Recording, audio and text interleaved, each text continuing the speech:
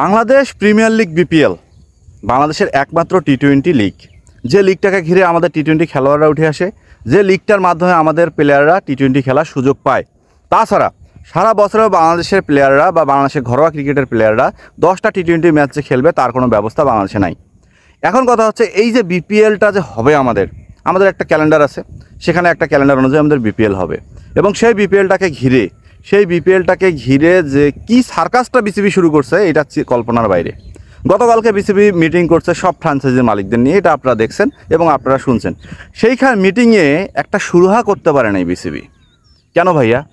ম্যানেজমেন্টরা কি চায়? সর্বোচ্চ লাভের অংশ চাবে, অথবা নিজের পার্সোনাল ভেন্যু চাবে, অথবা হোম ভেন্যু চাবে, এটাই তো চাবে।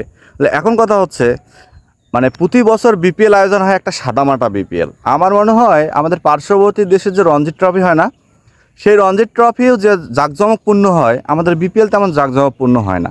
একটা জিনিস চিন্তা করেন, আমাদের বিপিএলের পিচ প্রতিবারই হচ্ছে রান খরা। বিশেষ করে মিরপুরে যদি বুদ্ধিজীবী গামিনী যদি ছোঁয়া পায়, সেখানে তো রানই হবে না। তৃতীয়ত আমাদের ব্রডকাস্ট এমন একটা বাজে অবস্থা, মনে হচ্ছে খেলা দেখতেছি ভিজিয়ে ক্যামেরায়। মাঝে সাঝে স্পাইডার ক্যাম দেখা যায়, আবার চট্টগ্রাম সিলেটে গেলে তো স্পাইডার ক্যাম নাই, এমনি নর্মাল ফোনের ক্যামেরাই মনে হয় বেটার হয়, দেখলে মনে হয়। তারপর আসি, ভালো বিদেশি মানের প্লেয়ার আমাদের আসে না।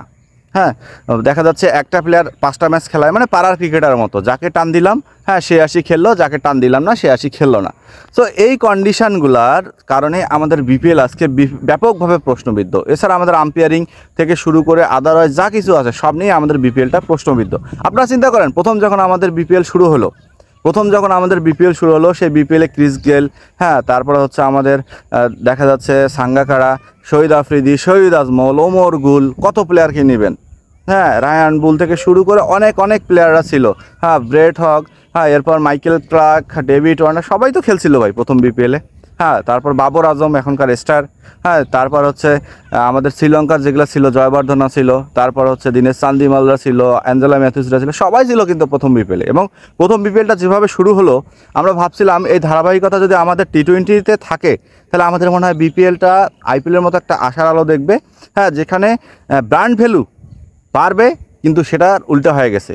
মানে ধীরে ধীরে এমন একটা পর্যায়ে বিপিএলটাকে নিয়ে আসা হয়েছে, ব্র্যান্ড ভ্যালু তো কমছে, আমার মনে হয় এখন স্পন্সর খুঁজে পাওয়া মুশকিল হয়ে গেছে। দেখেন, বাংলাদেশের ফ্র্যাঞ্চাইজিসরা হয়তো বা এইবার গন্ডগোল হয়েছে, এইবার বৈষম্য বিরোধী ছাত্র আন্দোলনের ফলে বাংলাদেশের বিপিএলটা আর অনেক ফ্র্যাঞ্চাইজি পালাইছে। সরকার দলীয় স্বৈরাচার দলীয় কিছু ফ্র্যাঞ্চাইজি ছিল, তারা পালাইছে। কিন্তু ঘুরে ফিরে যে 5-6টা আমাদের ফ্র্যাঞ্চাইজি ছিল, একটা ফ্র্যাঞ্চাইজি বাদে, মানে কুমিল্লা বাদ দিয়ে তো সবাই খেলতে রাজি, সেই ফ্র্যাঞ্চাইজিগুলোর এমন একটা অবস্থা যে তারা টাকা জমা দিতে পারতেছে না। অথচ যদি স্বৈরাচারী সরকার থাকতো, হ্যাঁ, যদি স্বৈরাচারী ফ্যাসিস্ট সরকার থাকতো, তাহলে দুর্নীতি এটা ওটা খাত থেকে ঠিকই কিন্তু টাকা বের হইতো।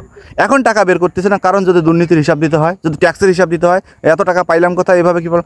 কিন্তু ভাইয়া, আপনারা তো ক্রিকেটের সাথে জড়িত, আপনারা তো জানেন যে আপনাদের এই ক্যালেন্ডারে বিপিএল শুরু অনুষ্ঠিত হবে। তাহলে আপনারা কেন আজকে টাকার অজুহাত দেখায় বিসিবিকে বেকায়দায় ফেলতেছেন? হ্যাঁ, আমি যে বিসিবির দোষ দিচ্ছি না, ব্যাপারটা তাও এমন না, বিসিবিরও এখানে দোষ আছে। কারণ আপনারা একটা টুর্নামেন্টের মালিক, আপনারা একটা টুর্নামেন্ট করবেন, সেই টুর্নামেন্টে আপনাদের যে একটা প্রিপারেশান থাকবে বা আপনাদের একটা প্রিপারেশান ছিল, হ্যাঁ, সেটা আপনাদের কিন্তু আগেভাগে কথা বলার দরকার ছিল।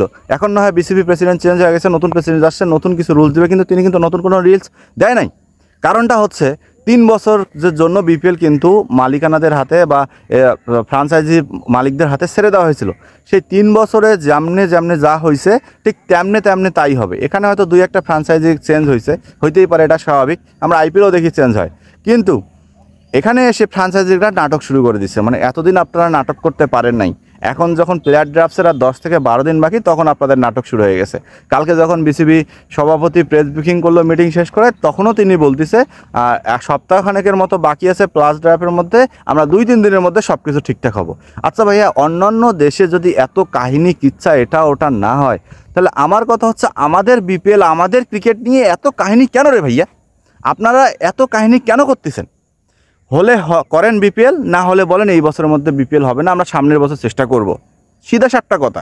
আমাদের মতো ক্রিকেট প্রেমীদের, আমাদের মতো ক্রিকেট যেগুলা মানে দেখা যাচ্ছে ক্রিকেট পাগল মানুষগুলা যেগুলো ক্রিকেটের খবরের অপেক্ষায় থাকি, তাদের নিয়ে এমন ঘোর পাস করার কী দরকার ভাইয়া? বাদ দেন না এই তামাশাগুলা।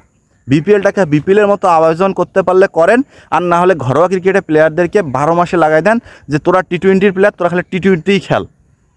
তোদের জন্য এই 2টা স্টেডিয়াম বরাদ্দ, এই 2টা স্টেডিয়ামে 20-20, 30টা উইকেট করে দেওয়া হইলো, তোরা 30টা উইকেটে 30 দিন 30টা ম্যাচ খেল, তাতেই হবে ভাইয়া। এরপর যখন টাকা পয়সা গাড়ি বাড়ির মালিক আপনারা হবেন, জাঁকজমকপূর্ণ ব্যবসা আপনারা করতে পারবেন, তখন আপনারা বিপিএলটা আয়োজন করিয়েন। তারপর এত টানাটানি করিয়েন না ভাইয়া। আর বিপিএল নিয়ে যে এই যে গুজবগুলো ছড়াইতেছেন, দয়া করে এগুলো ছড়াইয়েন না। সো রানাউটে যারা দেখছেন সাবস্ক্রাইব করতে ভুলবেন না।